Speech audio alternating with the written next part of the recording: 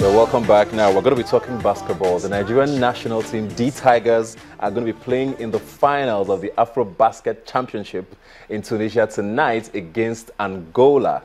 It's our first final, I think, since 2003, if I'm correct, which is 12 years since we got to the finals.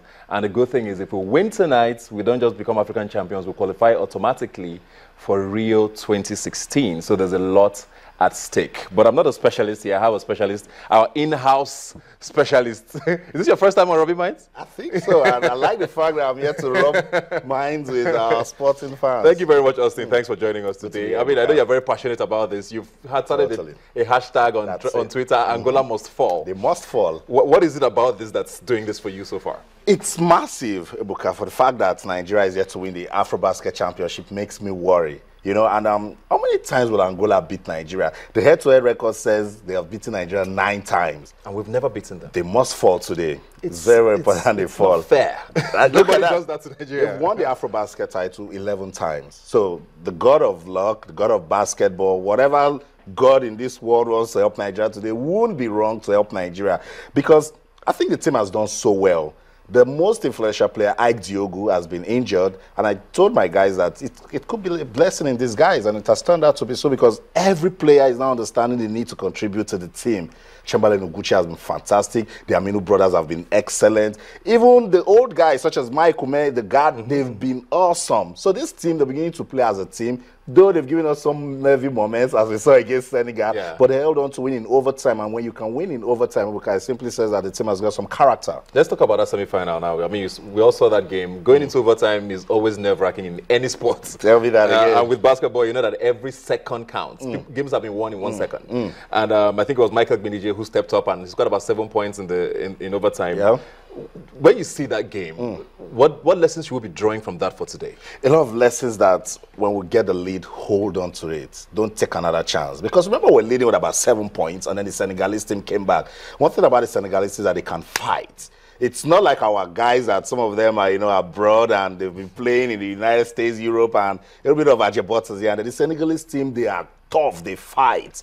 So for Nigeria to start fighting in overtime, it's good. But for those of us with high blood pressure, it's not, because it was really nervy. Today against Angola, that can't happen. If you take the lead, stay there and consolidate on it. Because in that kind of game, it's a final game. Angola will come with all the experiences. Angola has been beating us, they know how to beat us. So today they will come with some complacency. The Tigers need to look back again at that game against Senegal. What did we do in overtime? We showed some character. We got the ball, held on to it. Some starting people stepped up. Chamberlain Uguchi took the game into his hands. The 3-pointers were going in, boom. And again, you mentioned the Aminu brothers. So today, everybody needs to step up and say, if we're leading this game with even 4 points, if we're not scoring, the Angola shouldn't be scoring. That's not Nigeria lost a game in the tournament against the host, I think Tunisia in the group stages. I didn't see that game. I don't know if you saw the game. I did. What did we do wrong there? And what are there lessons to be learned from that as well? So much lessons. They were overconfident because they lost that game 70-59. They were too confident. Followers of basketball understand that Tunisia were overrated for a lot of reasons because they brought the best side from North Africa. And again, when you're hosting a championship, so much noise is on you.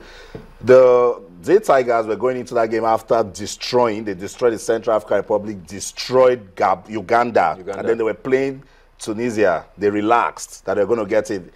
First quarter, Ibukai was over. They were trailing with about 15 points. They started doing catch-up. It was too late. Now, I think that's another game they need to look at before this Senegal game. That against Tunisia, what didn't they do to ensure that their confidence is intact?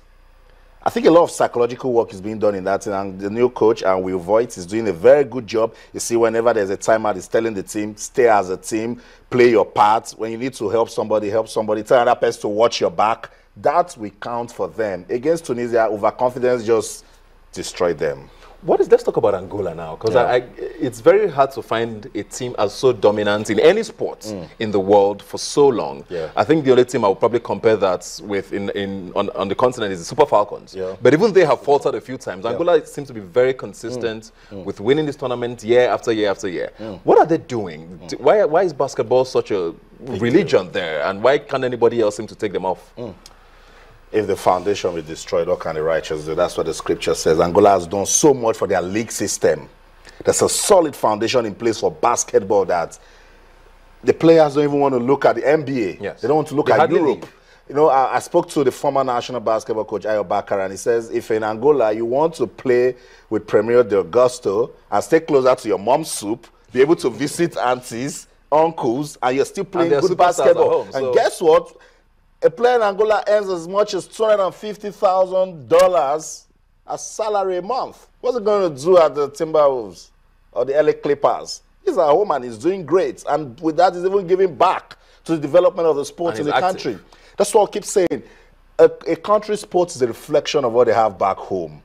Your league football is a reflection of your national football. Your league basketball is a reflection of your national basketball. For us in basketball, is because we understand that the guys abroad play more games than our guys here. So you understand when they bring more of those foreign guys to play. You can't take a guy in Kano Pillars that has played maybe in a year 40 games to Chamberlain Oguchi that has played close to 115.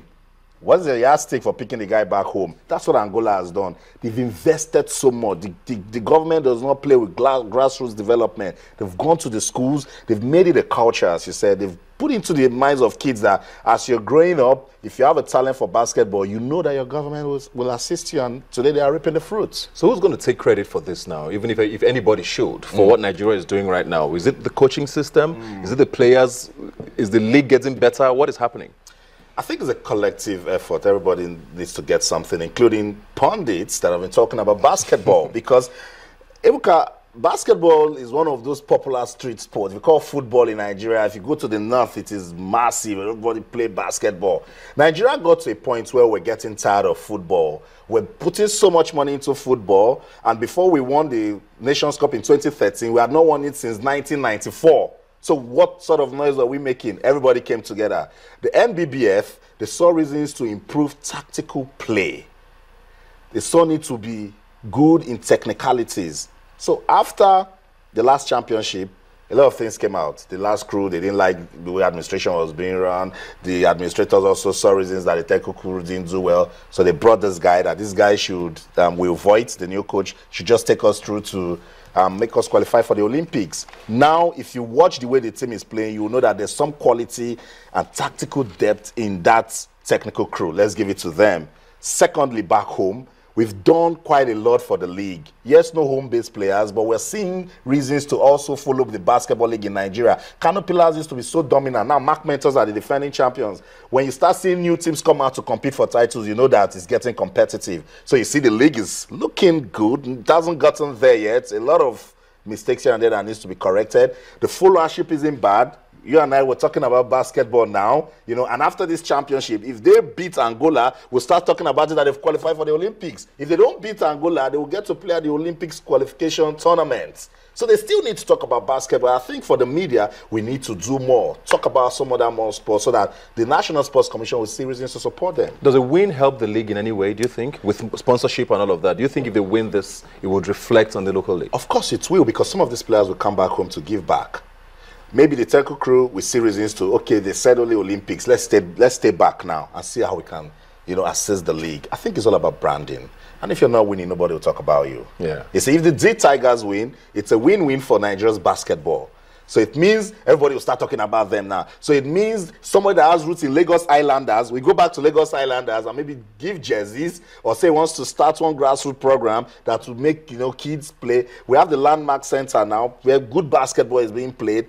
If we win, it means consolidate. Don't go to sleep. That's what it means. So to the main question I think everybody wants to know, do you think we're good enough to win tonight? I told you last how if Oguchi gets the ball and he wants to make the throw, I'll take my face off the screen. And when I hear the crowd scream, I'll turn back. We have the quality to win. And I say again, that character can do it for them tonight, because the entire pressure should be on Angola. The defending champions. They've not been so fantastic. They've also had some 1 or 2 nervy times. Nigeria is the highest scoring team with an average of 84 points per game. Highest. 84 points per game. 88 to 63 against Central African Republic, 98 to 59 against Uganda, lost to Tunisia, which we still don't like, despite the fact that we were in the final, defeated Gabon 88 to 64. Angola, right? We were praying. I mean, I told my guys we need to pray, but some people didn't fast, and then defeated Senegal again 88. So it means this team has got quality to score. They're scoring, they're looking good. In a final as this, Nigeria and Angola, with a Nigerian team that I think is a blessing in disguise because there's no Ike Diogo, he's the most influential player.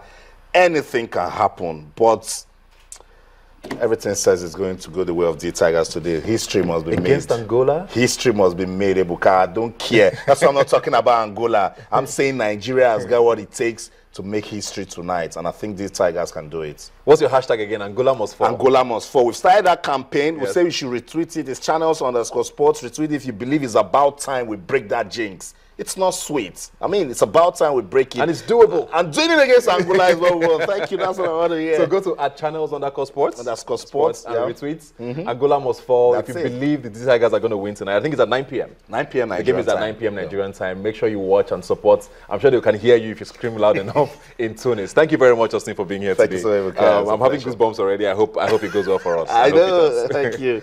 We'll be taking a break now and be right back with more. Please stay with us.